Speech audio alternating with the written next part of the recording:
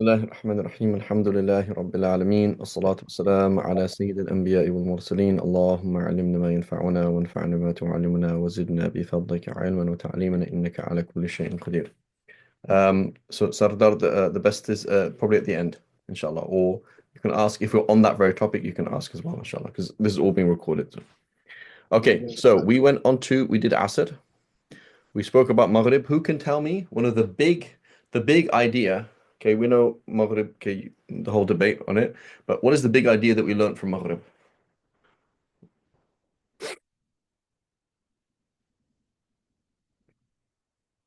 Is the Shafi school or the Hanafi school about an individual? No, it's No, a methodology. Good. It's a methodology applied by thousands of scholars, and the system is bigger than the individual. So we are not worshipping. I know, like some kind of hardcore people, they're like, "Oh, you follow Imam Abu Hanifa instead of Sahih Hadith, you're a kafir." Because you're worshiping, you're almost treating Abu Hanifa like the Christians treated their priests and etc. And you're following them over somebody else. That's you know, it's just fundamentally off on so many levels. The Hanafi school is not Imam Abu Hanifa. It neither began with him nor did it end with him. The Shafi school is not Imam Shafi. It neither began with him nor did it end with him. That was a key concept that we saw. And so it is the product of tens of thousands of people. I wouldn't say tens of thousands, but maybe 10,000 independent minds. Um, it's not possible, it's not humanly possible to do a better job than a madhab. That's a key concept. It's not humanly possible. So a madhab is not necessarily right, but it's certainly more right than you or any individual. So any individual disagreeing with a madhab, um, fundamentally saying this madhab is fundamentally off or whatever, it's not. You can't possibly do the same work as all of those people. Give me 1 second. I'm just trying to find something.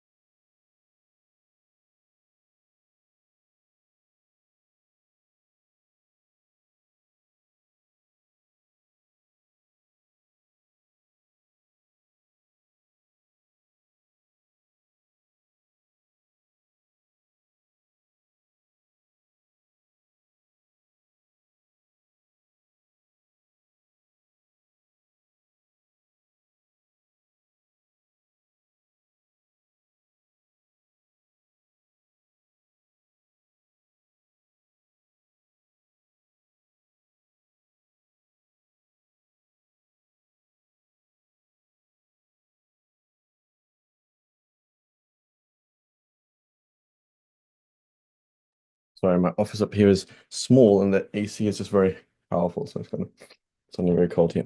Okay, Bismillahir Rahmanir Rahim. So now we are now on to that was Maghrib. Now we're on to Isha. So Isha, when does Isha begin? Here's a debate among among the ulama when Isha begins. The position of the majority of scholars is that Isha begins when the red of the sky disappears, right? So again, we're going to have a problem when we're going to translate this into degrees and into a timetable. So you look on the horizon and the sun is setting. Around the sun, there is some redness and then orangeness and then yellowness and then it kind of goes to light blue and then you look the other side and it's dark, right? So when the red disappears, that is of uh, the beginning of Isha, right? So according to the Jadid, which is not the relied upon position, the position that Imam Shafi died on, then there is a gap between Maghrib and Isha. There's a gap between them, right? Because, right, according to the relied upon position of the Shafi school, there's a continuum. right? There's a continuum from Dhuhr all the way to Fajr in reality.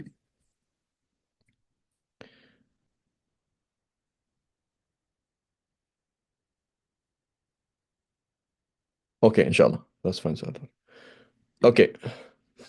So anyway, I'm sorry. You but said there's a the continuum continuum. of prayer times. There's no gap of prayer times. Oh, I understand. Yeah. Okay, so Right. yeah, yeah. Yeah. So anyway, uh so according to so we said that when the red of the sky on the horizon disappears, it is now Isha. Okay. Now, according to Imam Abu Hanifa and Imam Muzani, right? So Imam Muzani, the student of Imam Shafi'i, he objected to Imam Shafi'i. He says, no, this is not correct. The Isha is when the white of the sky disappears. So the red disappears, the orange disappears, the yellow disappears, the white remains, and then it goes, and now it is dark. We call this astronomical twilight. Yeah, the end of astronomical twilight, right? And it is called night, right?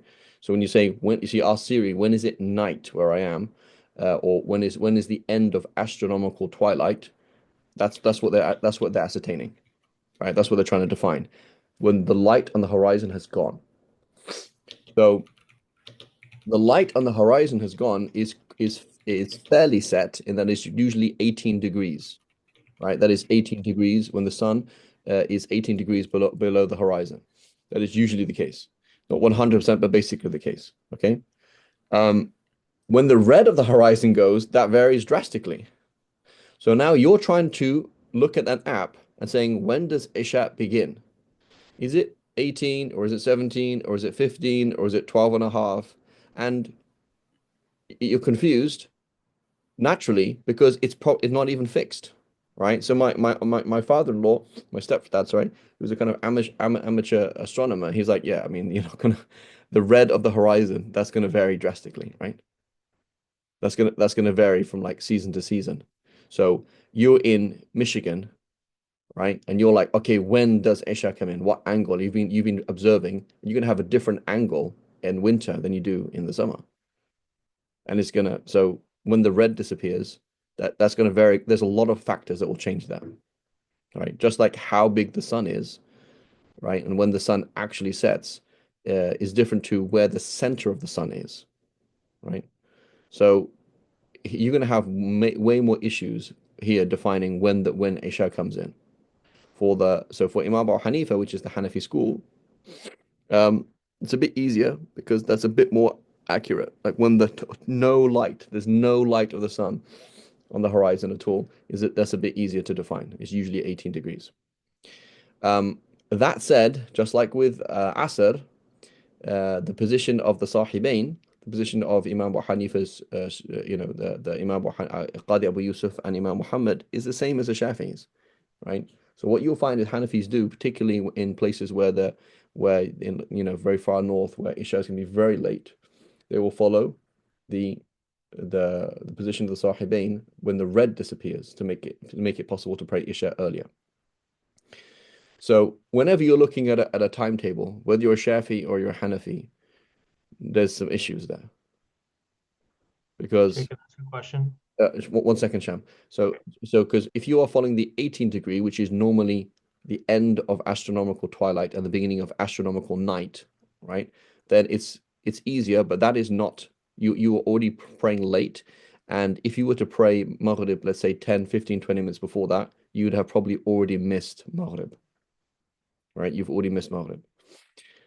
Whereas if you're going to pray the earlier time, defining it itself is a problem. Like you go and ask the board of that masjid, and they say, "What app are you using?" And they say, "Oh, we're using this app, some kind of Pan-American app, whatever it is." And then you go and find out the person who made it. He's probably going to have one angle for the end of Maghrib and the beginning of Isha, and for to ascertain or to estimate the disappearance of the red. It's probably not accurate. So what you're going to have then is just like we have the problem of when is Fajr actually beginning? Should I start break my fast or not? It's because we don't know. We can look on the horizon and see when the red disappears, but when you give an exact angle for it and therefore an accurate timetable to the minute, it's basically not going to exist. Okay, so just repeat those two issues. following the Shafi time and trying to find the exact beginning of Isha as on a timetable is going to be very difficult because it's going to vary a lot. And relying on the Hanafi time alone is great. It's going to be more easier to estimate. But what it means is your timetable will not give you the last time you can pray Maghrib because you've got to pray Maghrib before the red disappears, and the red will have already disappeared by that time Isha comes in. Okay, go ahead, Sham. Assalamu alaikum. I've heard about this before about people who live like very far north, having to kind of use the legal standing from like nearby cities or following different things. I was Okay, going to ask, so go ahead. Yeah, go finish that question. I was going to say, is this the logic then? Like, I mean, for example, what do people do who live in Finland who have to, with time of the year when there's 20 hours of sunlight? How do you possibly fast for Ramadan? Would you then, I've always wondered about that. Yeah, so there's two issues here. So first of all is um first of all is what do we do when there is literally no Maghrib, literally no Isha, right? So you say Isha begins when the red of the sky disappears. Habibi, for the last 3 months, the sun has not set. So there isn't Maghrib, let alone Isha, right? So you're in the your proper polar region. The sun does not set for 3 months, right? So what's happening then is the sun is getting close to the end of Maghrib, and then it just goes down, and it touches the horizon. It gets kind of darkish, but it doesn't actually set, and then it comes up again. So you don't have Maghrib, and you don't have Isha, and you don't have Fajr for 3 months, and then 3 months of the year you don't have Dhuhr or Asr because there is no daytime. So in a polar region, that's what it's like, right? You have 3 months of darkness and 3 months of 3 months where the sun does not actually set or rise, and then 3 months of the year where there is there's no day, right? So what we do though is, I mean, the principle used by most scholars, right, is every day has to have 5 prayers, right? Every day has to have 5 prayers. So you know, it's slightly analogous to somebody praying on a plane flying with the sun for 24 hours, right? Imagine if I'm going with the speed of the sun. I am under solar noon, right? And I just fly with the sun, right? For 24 hours. So the sun is in the same place in respect to me. So the sun never even entered Dhuhr time because it's solar noon, right? Never even entered the time. And but now 24 hours have gone past. In 24 hours, you have to have 5 prayers. You can't not have 5 prayers, right? And so, at some point, those prayers have to catch up on you, right? So, basically, it's an issue like that. So there's different ways of doing it. When but at some point, those prayers have to be done. So one approach is to follow the last time there was a prayer, right? So I'm in a region, for example, where there is, where it's now, let's say, how's it going to work? It's now late fall. No, it's early winter or late fall, early winter, and there was actually Isha. Sorry, there was actually the sun did actually rise, right? So there was a Dhuhr and Asr for like an hour. So in which case there was a kind of a Dhuhr and Asr for some kind of like about an hour. The sun rose just about over the horizon and then sunk again. And so I'll go with the last time there was a Dhuhr and Asr and just pin that as the last time. Same thing for Isha, Maghrib and Isha. You say, well, when was the last time the sun actually set? Okay, it was about 2 months, a month, 3 months, a month and a half ago, and it was at this time. Okay, just keep praying at that time. Okay, when was the last time you actually had an Isha? Well, the last time there was an Isha was this long time ago, and it was at this time. After that, there was no more Isha. So you just go to the last time there was ever an Isha in your locality. The other system is to say the closest place on the globe where there is an Isha, right? That actually has it's something that the Shafis have always spoken about and other people have referred to. It actually has some problems. Kind of doesn't actually work 100%. But that is what they say to it. So you'd be in England, for example. I'm in Scotland, for example, and the angle of the sun does not allow Maghrib to end.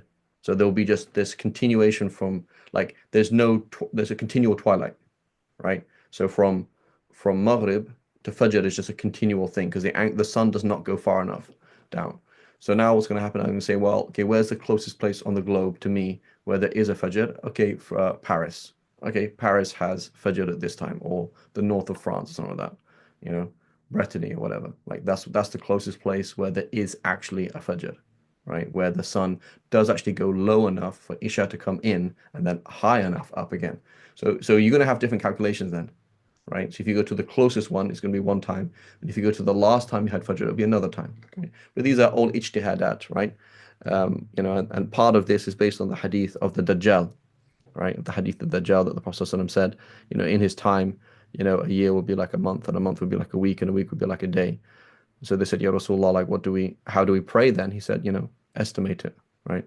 So there's no exact way. Some scholars, well, I've heard this from some Hanafis, it doesn't seem to be relied upon, is that they say, if you don't have the nisab to pay zakat, you don't have the minimum zakat, then you don't pay zakat. If you don't have the money to go on Hajj, you don't go on Hajj. If there's no Maghrib, you don't pray Maghrib, right? So their argument is that's not valid. You can't pray a prayer unless it's its time. And so if the sun has not set for you, then there's no Maghrib. That's it. There's no Maghrib. So there's no Maghrib and there's no Isha and there's no Fajr, right? But And Sheikh, doesn't that contradict what you just said about five salah? yeah, but their argument is, where'd you get that from? Right? Their argument is you're praying a prayer when Allah has not told you to do it. So, you know. Anyway, but that seems to be, I don't know if that's a majority. I don't think that's a majority at all of Hanafis, but just some Hanafis, Allahu Alam. But it is a genuine problem. And so your first question is about estimating time. The second question then is about fasting, right? So that's another discussion. So the basic picture is if you are physically able to fast for 20 hours a day for 30 days in a row, you have to do it, right? So mashallah, it's not a problem for me. I can do it, right? They interviewed this lady in Iceland. She was pregnant and she was fasting like that. She was doing 20, so she was 21-hour fasts and eating for 3 hours a day, right? So she was doing it. Most people like me are like, I can't do that, right? Most people probably couldn't do that. Like you could do it for a day, but you couldn't sustain it, right? Like I find it. Remember, like in the beginning of Ramadan, I can have a very light very light iftar. I know by the end of Ramadan, I can't do that because I'm depleted, right? Like I just need it. So maybe it's depending on different people. So we're going to say if you're physically capable of fasting for 23 hours a day and eating for 1 hour a day, you have to do it. If you're not physically capable of doing it, then you're going to do what you can. So you'll fast, and I can't keep doing this anymore. So then break your fast for a few days and then start again, etc. General principle, don't kill yourself, right? So anybody in any situation who is in a life or death situation can break their fast, right? And just do qada, make it up later on. If you are extremely thirsty, right, you break your fast and drink. If you're extremely hungry, that you can't last another 5 hours till iftar, you eat and that's it. You're passing out or whatever, you have extremely low blood sugar or whatever it is, you're going to break your fast.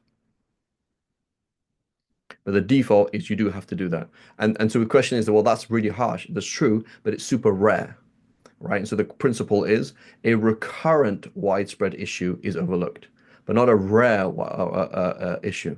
So the fact that this only applies to a bunch of people, like in Iceland, it's a rare thing. It's not a common thing, right? Like my mom did it. My mom was doing it like 22-hour fast or 21-hour fasts for the whole month. She did it, like and so does that make sense? Like people can actually do things, especially if they're not working, if they're just, you know. So you have basically one big meal and that's it for 30 days. And they're able to do it. So, but again, somebody who's not able to do it is not obliged to do that, of course. Did I answer your question, Sham? Yes, and then some. Thank you. Yeah. So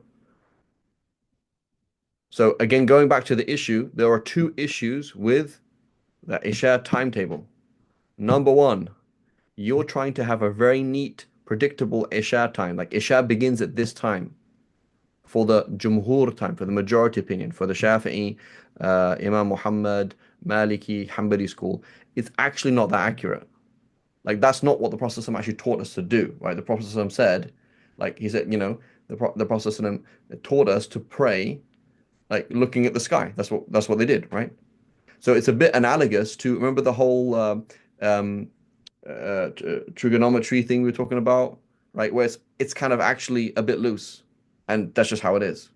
So you're frustrated because you're trying to look at the app, and it's like that's not actually how the Prophet ﷺ taught us, is it? So the frustration is created by you, right? That's the reality. The frustration is because that's how you function in your post-industrial revolution world, where it's like clock and this and this and this. The normal person, the shepherd who lives his life, he works with the sun. It's sunny, so take shade. He doesn't actually know what time of day it is, does he? Like most people in the world, most people have walked on the face of the earth, never knew what time of day it was, right? When they say meet me later on, there is no actual meaning of later on. It's just roughly later on, right? So, when the sun is like this, it's kind of like it's 50-50, as the Prophet ﷺ mentioning about like, we are a nation that doesn't calculate. The month is like this and like that. Like the month is sometimes 29 days, sometimes 30. So therefore, you don't really know when Ramadan is, do you? Because it's not really. It's based on when you see the new moon. So the same kind of thing. It's actually fairly simple. When we transfer it into a timesheet, it becomes problematic because when exactly the red of the sky disappears varies. And then the simpler thing then for a timetable is in a majority Indo-Pak environment where most people are Hanafi, fantastic, not a problem. Follow the Hanafi time, which is more predictable at least, not 100%, but more predictable at least, which is at the end of astronomical twilight. Okay, you can see various estimations online on different websites, etc. Where's the problem there is I need to pray a good, you look at that time and divide it into three, right? And make sure you pray before the two-thirds of it have ended, right? So you're looking at your timetable and you understand that they're doing Hanafi time. Fantastic. It's a Hanafi Isha. The time is approximately 1 hour and 10 minutes. Okay, make sure you pray your Maghrib roughly before 20 to 25 minutes before the end of that time, because otherwise you probably miss Maghrib. Does that make sense?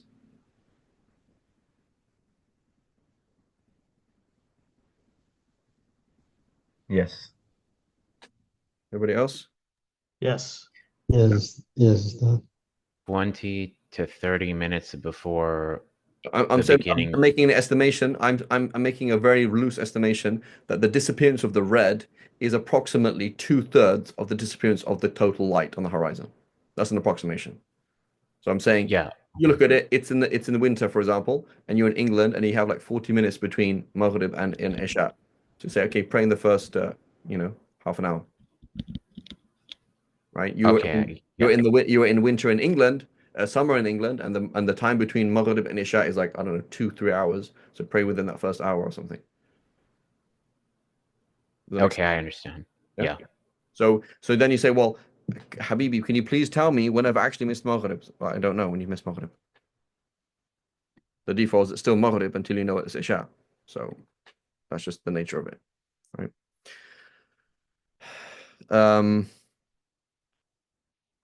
Okay, so do you look on the horizon? The red has disappeared. It is now the end of Maghrib and the beginning of Isha. Okay, its preferred time extends until the end of the first third of the night. When does the night begin? At sunset. So you so what does that mean then? That means that the sun sets at, for example, now approximately where I am, right? I think basically maybe a few minutes ago. So let's say the sun sets in California or in Brentwood, California at 8 p.m. 8 p.m. Okay, so that's the beginning of night. When is the end of night? It is dawn, i.e. Fajr. So Fajr comes in at 4:40 or something like that. Okay, so let's make it 5 o'clock. So between 8 p.m. to 5 a.m. is night. Okay, that's going to be night. Okay, which is Maghrib and Isha time. So 8 p.m. to 5 a.m. That is how many hours? 9 hours. A third of that is 3. 3 hours. Three. So I go from Maghrib time, which is 8 o'clock here in Brentwood, 3 hours, which is 11 o'clock. So I need to pray Isha then in the preferred time before 11 p.m. where I am. Does that make sense? So I'm taking the total Maghrib to Isha time, dividing it in 3, and adding it to the beginning of the night time, Maghrib time, and that's going to come, so that's going to be, so here is going to be Maghrib, Isha comes in here approximately 9:20 or something like that, 9:15 or something like that. But then I need to pray before 11 o'clock. So I have like an hour and a half or so to pray Isha in the ideal time. Does that make sense? Yes. Is everybody following? So Sheikh Farid, is there another qawl for half of the night as well? yeah, there is. Yeah, yeah. I think this is related to the because observational ones that depend on judgment, error, mistakes, overlook. So why not for calculations as well? Why do we account for the degree of error instead of taking the most probable time? Um, why do we not? Why not for calculations as well? It is like we don't know what the time is. So why do we not account for the degree of error instead of taking the most probable time? We should. So we don't know what the time is. Like if you yourself did it, I like to do it. I like math. I think it's pretty cool. I like to, model the Earth not as a sphere, but as the actual shape it is. Model it, get all the variables in, and do some modeling, and you're going to have all this room, and you will see like a more real timetable will be will be very different, and you would have like the levels of certainty on all of these things. So we don't. So what we should do then is, make add a lot of time for the beginning of that prayer and take a lot of time at the end of the prayer, right? As opposed to, oh, bing, it's now Asr time. It's not really like that. You prayed Dhuhr 1 second before it, and you prayed 1 second after it. That's just simply not like that, is it? Does that make sense? Yes. So where do we taste that, forgive the pun, is in Ramadan, because we're like, oh, I actually have to stop eating, and then I have to pray. So, you're praying tahajjud late. It's not a big deal, right? It's not the end of the world that you missed tahajjud in the end of the day and you're praying tahajjud in Fajr time. It's not the end of the world. But it is the end of the world. You're eating in Fajr time. So now suddenly I have this thing about, oh, how long should I wait? Similarly, Maghrib, bing, your app says it's Maghrib. It's like, is it actually Maghrib? Because, the other timetable says this and the other timetable says that. And how far, and then you're like, oh, let's wait 5 minutes, right? Right? You really see it, right? And so similarly for Maghrib, so the whole issue of like making that cutoff point, right? Yes. So when you say it's overlooked, it's not really overlooked, but the point is we should take that into consider. We should be cognizant of it when we're doing our calculations. Does that make sense? Yes. I think for like Asr and Dhuhr, it's a bit easier to be fair, because you can actually see, like if you can see, like if you do the shadow of your house, you can actually mark it on the road in front of you when Dhuhr is. You can see the shadow, and the shadow now it was here, put chalk there, and it extended like boom. It's now Dhuhr, and then the height of the house. You can kind of work it out. It's not that it is fairly accurate, but for like actual sunset, like when was actual sunset, it's not really going to be that accurate because it's going to vary. Like because how big the sun is, you can say where's the center of the sun, but how big is that sun right now? So therefore, like how big will it appear on this horizon? It's quite difficult in reality. So you're always going to have like 5-10 minutes here and there. So we have to be careful about it. Okay, so that's the ideal time, and its permissible time extends until true dawn. So here we have an issue. Can you pray Isha 1 minute before Fajr? So we don't really have in the Shafi school any crystal clear evidence for it. We have the idea that prayers last until the next prayer, right? That's like a general idea. The default is all prayers last until the next prayer, right? Like there's a hadith that says there's nothing wrong with sleeping through a prayer. The issue is when you delay a prayer until the next prayer, meaning every prayer by default extends until the next prayer. Dhuhr extends until the beginning of Asr. Asr extends until the beginning of Maghrib. Maghrib extends until the beginning of Isha. Isha extends to the beginning of Fajr, etc. Right? That's the default picture. So you have that general picture. We also have a key thing which we remind ourselves is the Shafi school is a tweaked version of the Medinan school of the school of Imam Malik. So the Medinans, they held that if you become eligible to pray, and we'll talk about this in detail later on, but if you become eligible to pray before Fajr, you pray Maghrib and Isha. And if you become eligible to pray Asr, Dhuhr, if you become eligible to pray before sunset, you pray Dhuhr and Isha. So they have this what's called Waqt Dururi time. So given that the muftis, the Sahaba and Tabi'een of Medina, held this idea that if somebody became eligible to pray before Fajr, that they're going to pray Maghrib and Isha, presumably it's still Isha time. I mean, that's the assumption. So we have the assumption that we're going to assume Isha extends until Fajr because that's the general tack. And we're going to make this assumption as well that given that if you became eligible to pray before Fajr, you have to pray Maghrib and Isha, so presumably it's still Isha time. That's the assumption. That's all we have really in the Shafi school, right? That's all we have. And that's sufficient, right? We have to understand that fiqh half the time is an estimation, a most likely answer, right? But when it comes to being careful, we should be careful because not only do we find basically no instances of the Prophet ﷺ ever praying Isha that late, number one, we find in the Shafi school and outside of the Shafi school, like the Hanbalis and like the Malikis, saying you can't actually do that.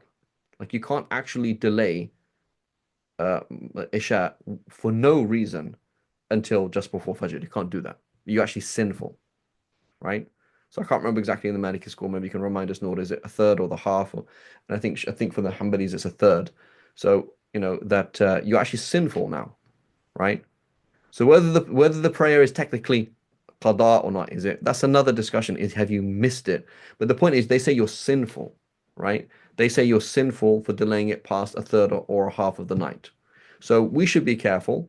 We'll find, for example, many times they'll say, what should you like at Muzdalifah, right? In Muzdalifah on Hajj, they say you should join Maghrib with Isha at Muzdalifah on the proviso that you're going to get there before 1/3 of the night. If you're not going to get there before 1/3 of the night, it's better to pray it before that, right? So this issue, again, we don't know when Isha really ends, and so we should be careful. We should pray it in that first third of the night. Be careful. If we're pushed, first half of the night. If we're really pushed, okay, before Fajr, what are you going to do? But that's not ideal at all, right? Because we are walking further and further into the gray areas. Does that make sense? Yes. Right. Yes. And so Yes. somebody taking this class for the first time, they're saying, man, I used to think the deen was understood. Now it's like all up in the air, right? That's because we have what's called epistemological modesty, right? Meaning we know what we know and we know what we don't know. And we're very happy to say that, right? As opposed to certain people who kind of throw things around and make things seem absolute. And it's very nice when things are absolute, right? But it's not the case, right? So my brother, he's a scientist, and he's kind of he talks about like the science, the book Science Delusion and the kind of scientism culture, etc. And he actually had this experience with a researcher, and the researcher was I think was working for Science Magazine or something else, some magazine in England anyway, and they said, we've been told by the people upstairs not to ask about things that science doesn't really know. Like, so the whole idea that, for example, science doesn't know things, that you can't say stuff like that, because that makes people doubt the religion, the scientism religion, right? Whereas in reality, science, we don't know what's going on, right? Some of the most basic things, we really don't know what's going on, right? Can I ask a question? Bismillah, go ahead, Sham. So my wife and I talk about this a lot, and I just wanted to get clarity because I think we've talked about this before, which is that, the Western idea, there's this understanding of ignorance is bliss.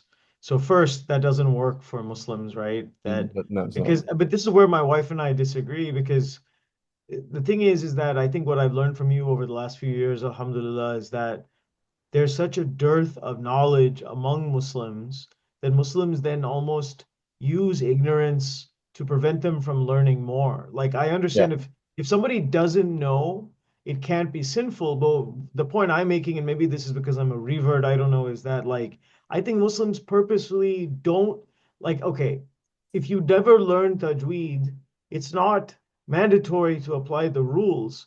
But I also know Muslims who are lazy about learning tajweed. So how is that not haram?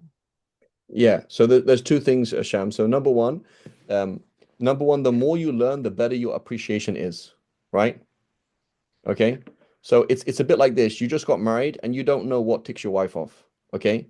And so she kind of overlooks it because she knows you don't know. Now you've been married for 10 years and it's like you please don't do that. You know I don't know that.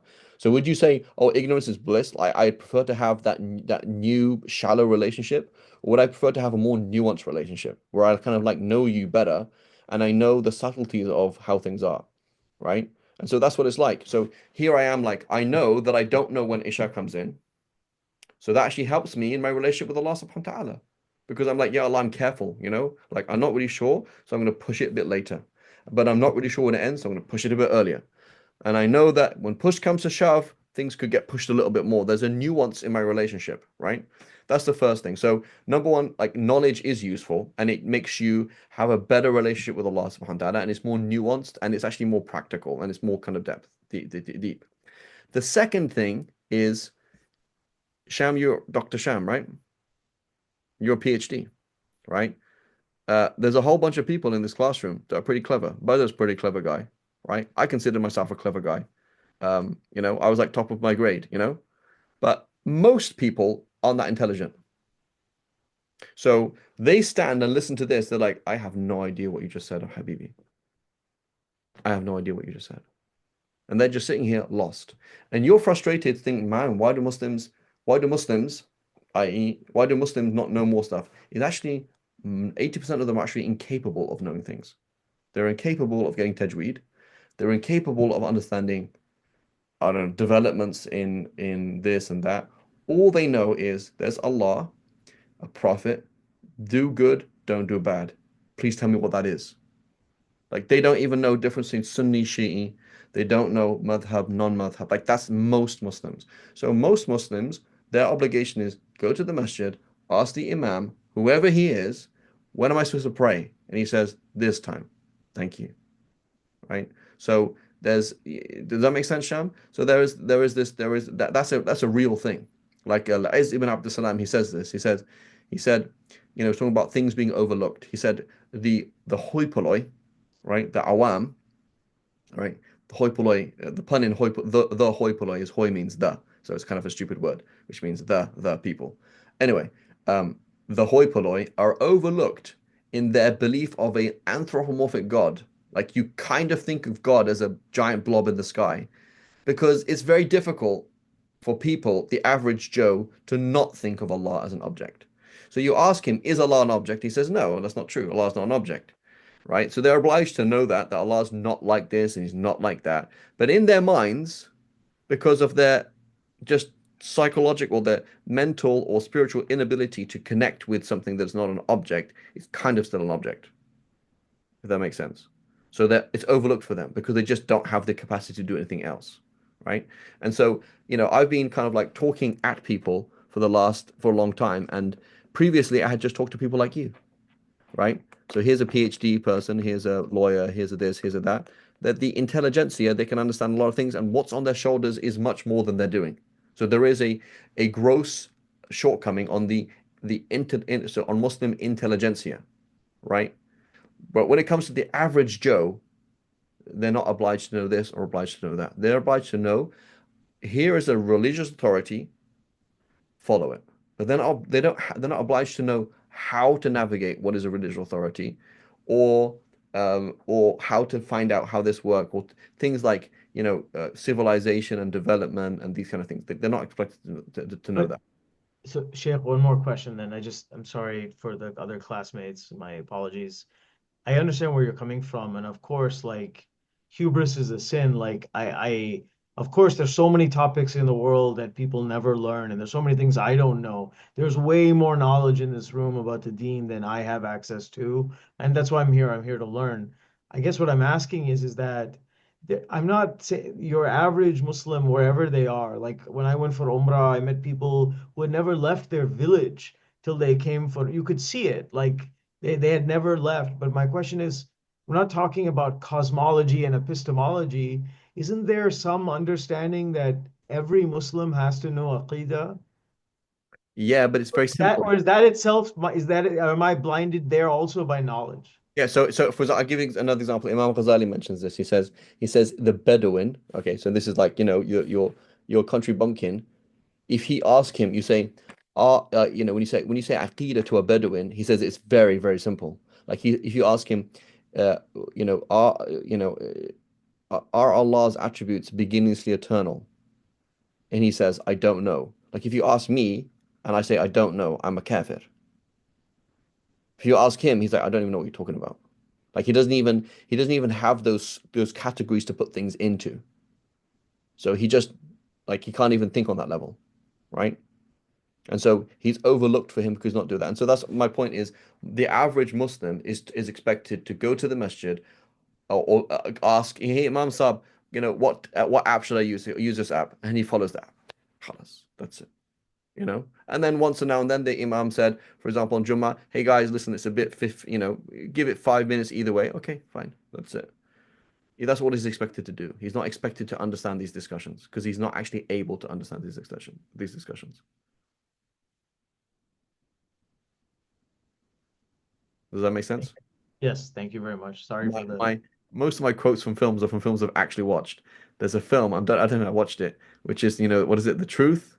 You aren't the truth. You can't handle the truth. Oh, that's A Few Good Men. Yeah, so I haven't even watched that film. Alhamdulillah. So anyway, but it is actually true, right? Like when you deal with people, and if you go to the Sahaba, right? You go and bump into the Sahaba. Most of the Sahaba are just average Joe. They had hearts that were of, stratospheric levels, but they didn't have, what we're talking about. Like they would sit here and be like, I have no idea what this dude's talking about, you know? And they wouldn't even understand these discussions. You ask them, hey, if you is a major sin kufr, they're like, yeah, don't do a major sin. Yeah, but I'm asking, is it kufr or not? They're like, yeah, definitely don't do it. That's really bad. Like they wouldn't even understand the categories that we're talking about, like kufr meaning I've rejected Islam, or kufr have I sinned. Like they wouldn't actually understand it. They didn't understand, they didn't receive the deen in that way in their head. They just like, yeah, don't do that. They know good and bad, and sunnah, not sunnah.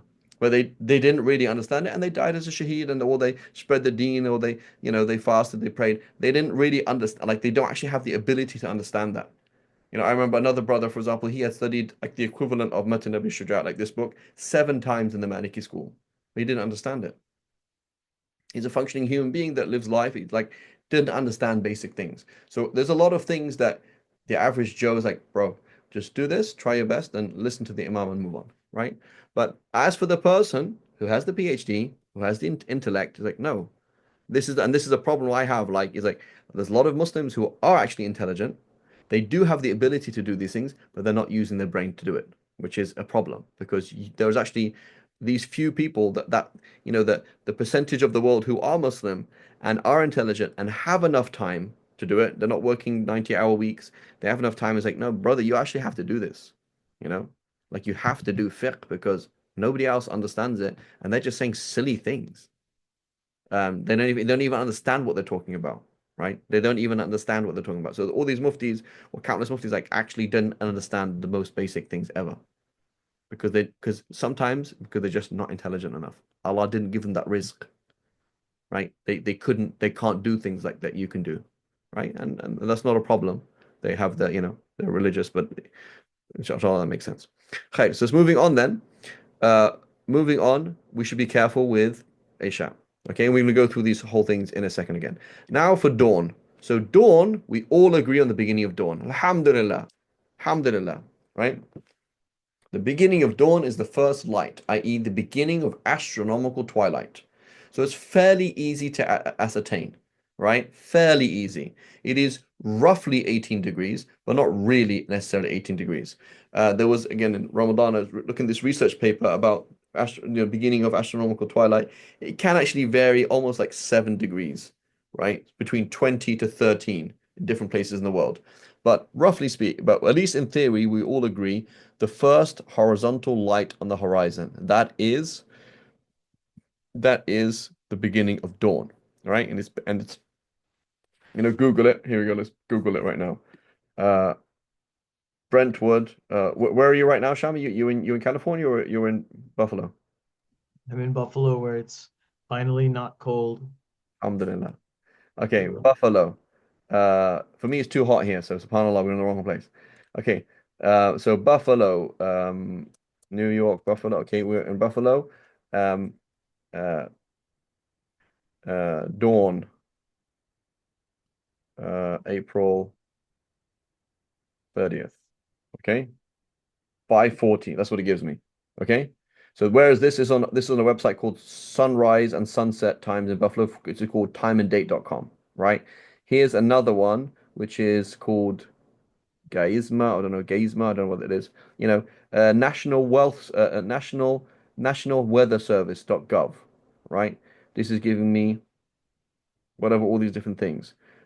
General Blue, Geo Time and Date.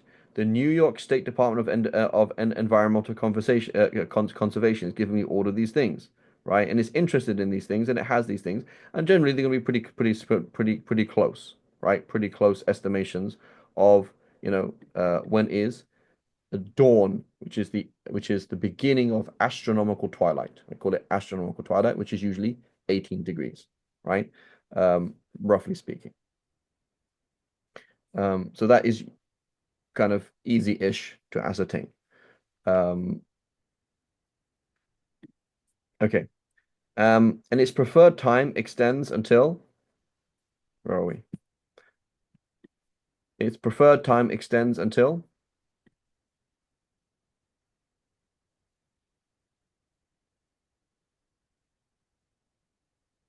yeah, that's correct. So Aman asked the question, is it better to have knowledge and not implement it or be willfully ignorant? I think the former is better. Because at least you know what you're doing,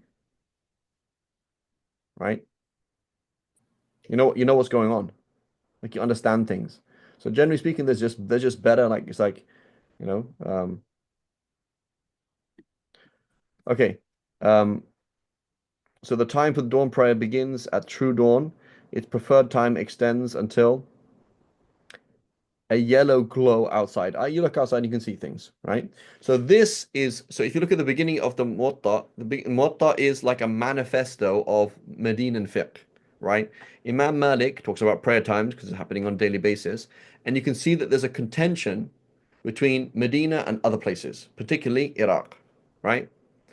Um, and so what's happening in Iraq is generally they are following slightly different prayer times. So what they're doing is they're praying Fajr late and they are praying Asr late, right? They have the later Asr time, right? So when we say Hanafi time for Asr, we mean Iraq, the time of Iraq, right?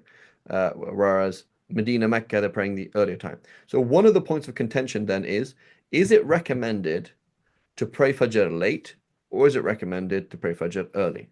So the way of Medina, right, and the Shafis and Hanbalis is no, you should pray Fajr early, right? You should pray Fajr early, right? So Imam Malik, quotes that, the Sahabiyat, right? They're going to the masjid and they're covered, etc. And you couldn't, there's no way you could tell who that was, which female that was, because it was too dark. So they would finish Fajr and it would be dark. That's the point. So they obviously started Fajr in the dark. Yes, there's a one light on the horizon, but you look here, look there, you can't really see things, right? It's not light. It's not light outside, right? By contrast, I remember I went to I think 2011. I went to Istanbul, and I was really sad because we arrived, and it was very late and did this, did that, and then subhanAllah, the first morning we missed Fajr. I was like, oh man, we come on this journey and missed Fajr. Anyway, we missed Fajr, and we're just doing Qada of Fajr, and then the Iqamah goes. I'm like, what on earth is going on? It turned out we had not missed Fajr. The sun had not risen, but it was almost there. And so the Iqamah was going like 10 minutes before sunrise or 15 minutes before sunrise. I'm like, what on earth is going on? I thought I'd missed Fajr, right? In reality, that's what they do. In Istanbul, they pray Fajr very late because that's based on other hadith and other practices of the Salaf, the early Muslims, that they prayed it very early. So the Shafi'is, we say no, you're supposed to pray it early, right? By praying it late, you've gone into the makruh time. You shouldn't do that. And its permissible time extends until the sun rises. So there's a difference between sunset and sunrise, though, right? So sunset is the whole of the sun is over the horizon, right? Not the middle of the sun. Sunrise is that none of the sun is over the horizon, right? So you see one tiny, edge of the sun on the horizon. That's the end of Fajr. Okay, and whereas the whole of the sun has to disappear over the horizon for Maghrib to come in. Okay. Khair. So now we're going to How go. about for Asr to leave? Is it that the sun touches the horizon? No, it's for the sun to have completely set. Oh, okay. So Asr finishing and Maghrib starting is the same time. Correct. Yeah. So now we're Okay. going to go through these 5 prayer times one by one in a bit more detail. Okay. So I'm going to depart from the text, and we'll just do Dhuhr because we don't have enough time. Well, maybe we'll go just another 10 minutes or so. I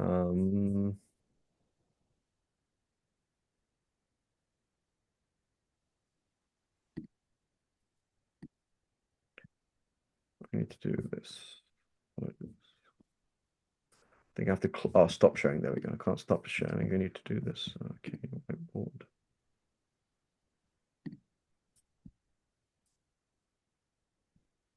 Okay, so let's break down Dhuhr.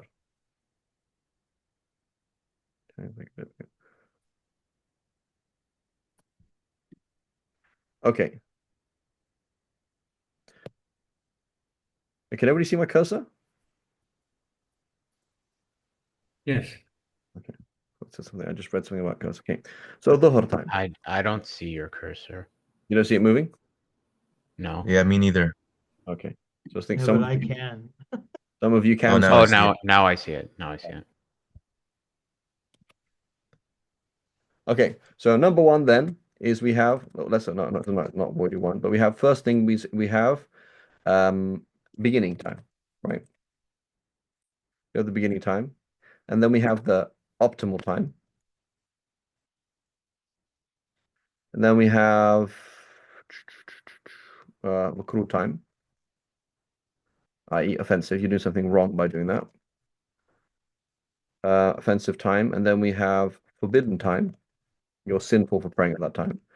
Then we have excuse time, right? When you could pray in a time of excuse, and then we have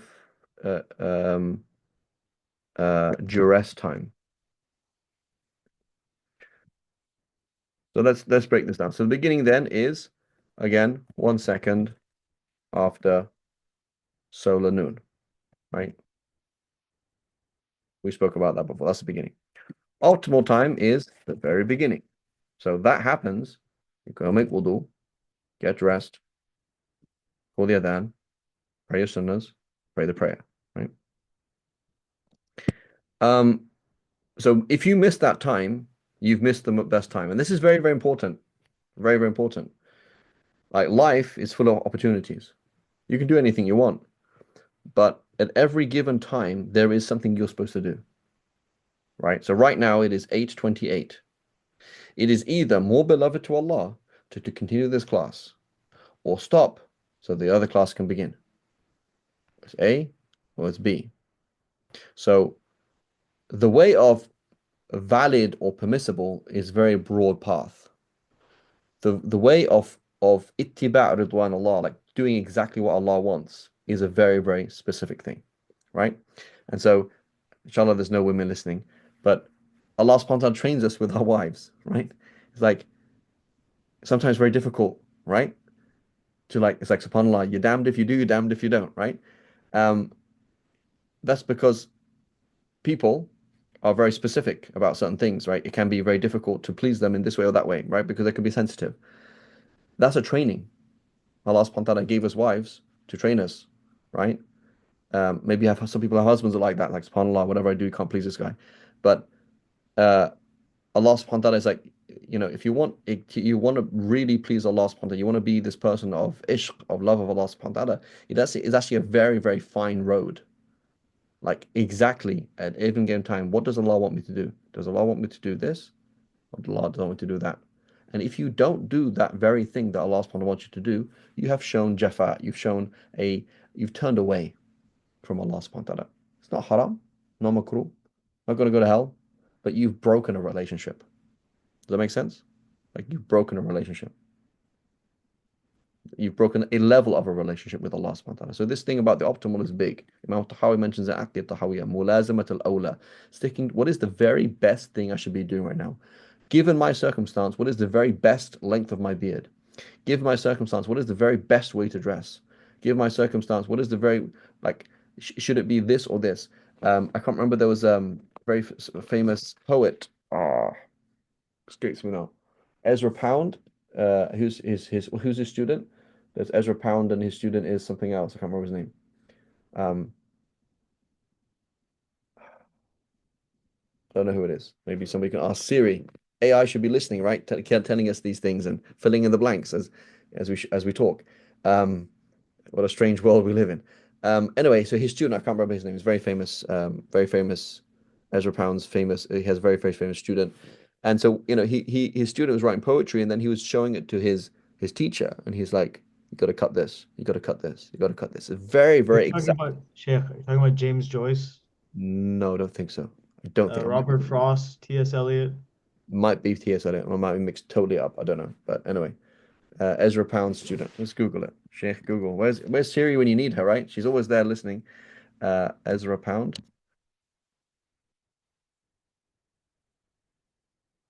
Uh,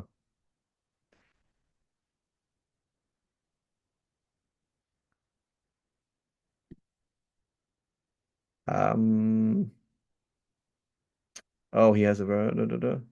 Oh, I see. There's a hundred bunch of names here. I think it's Hemingway that I'm talking about.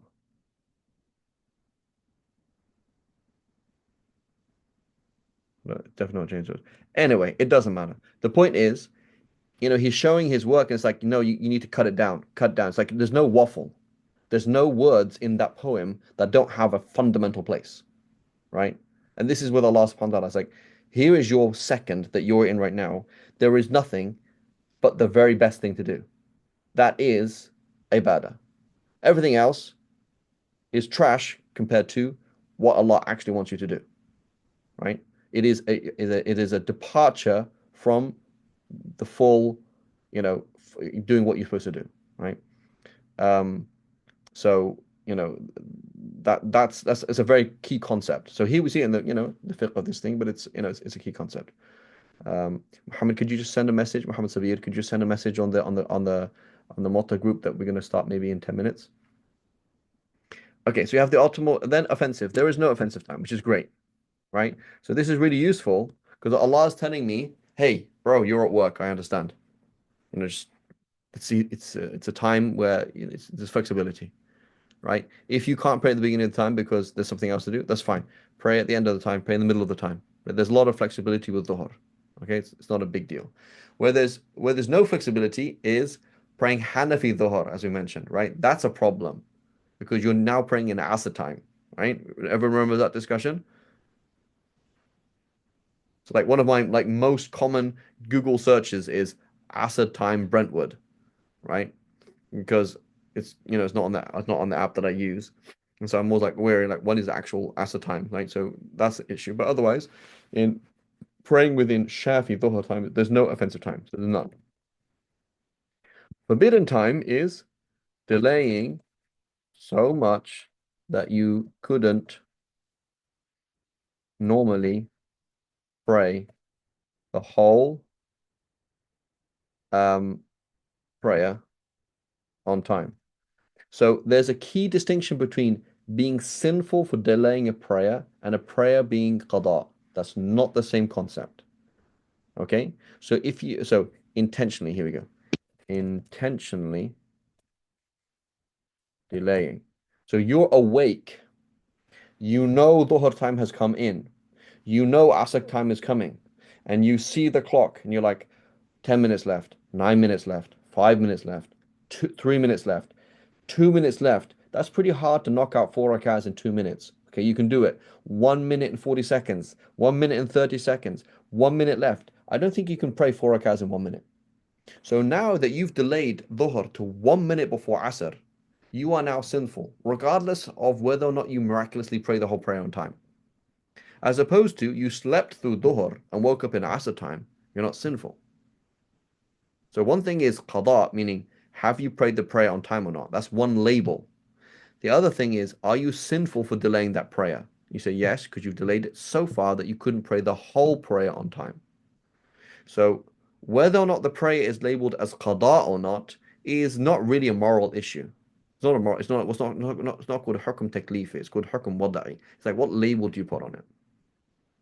It's not really a thing to do with, it's just what label you put on the prayer. So you managed to pray the first rak'ah before Asr came in. That means it's considered on time and not qada. That's just a label. That's nothing to do with your action. But you willingly delayed it to that time, you're sinful. Or you unwillingly delayed it to that time, you're not sinful. You woke up and say, oh my God, I got 1 minute left to pray Asr. Okay, make wudu and pray ASAP, right? So that's one issue. But so you're not sinful though. As opposed to you've delayed it to this time, you're sinful for delaying it to this time. Okay? So now we have, that's that time. Then we have excuse time, which is end of Asr.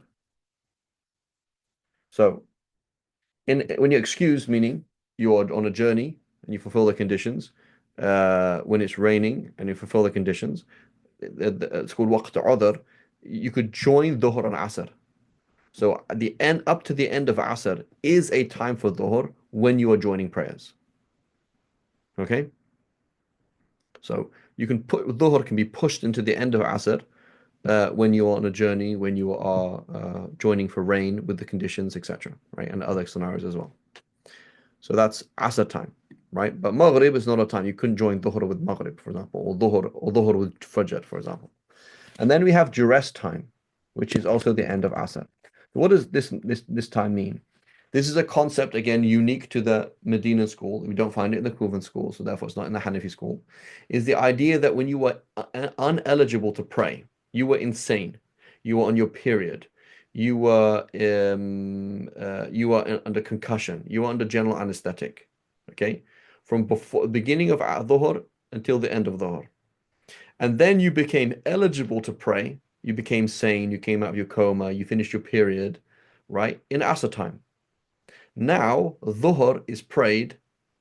Dhuhr and Asr. You're still in the time to pray Dhuhr and Asr. So now you're going to pray Dhuhr and Asr.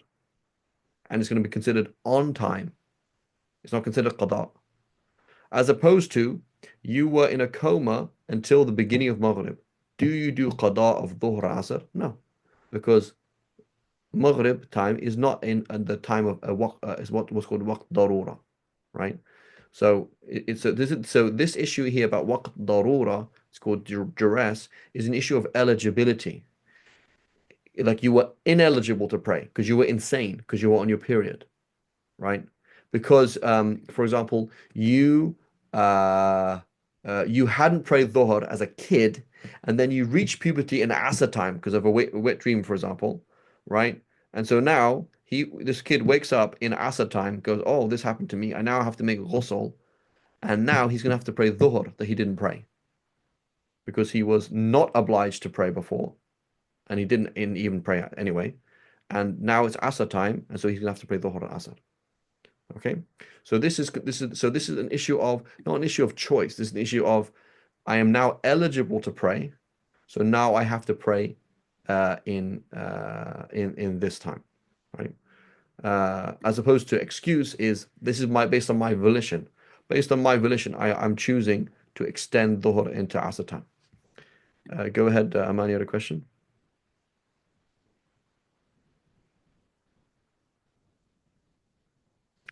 Is it because because you mentioned they are like one prayer, the day prayers are night prayers? Not quite. Not quite. Right? Allah.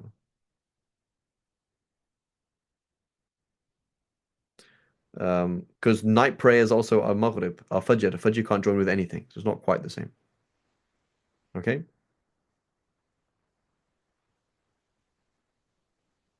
So we have so this is the same breakdown we're going to have for the other prayers as well, right? They're going to have offensive times, but there's no offensive time for dhuhr. And Asr is going to have a few more times as well. But you have the beginning time, optimal time, no offensive time, forbidden time, excuse time, and duress time. Does that make sense? Yes. Inshallah, khair. Okay. Let's stop here inshallah ta'ala. Wa sallallahu ala sayyidina Muhammad wa ala alihi wa sahbihi sallam. Subhanallah wa bihamdik. Ashhadu an la ilaha illa anta nastaghfiruka wa natubu ilayk.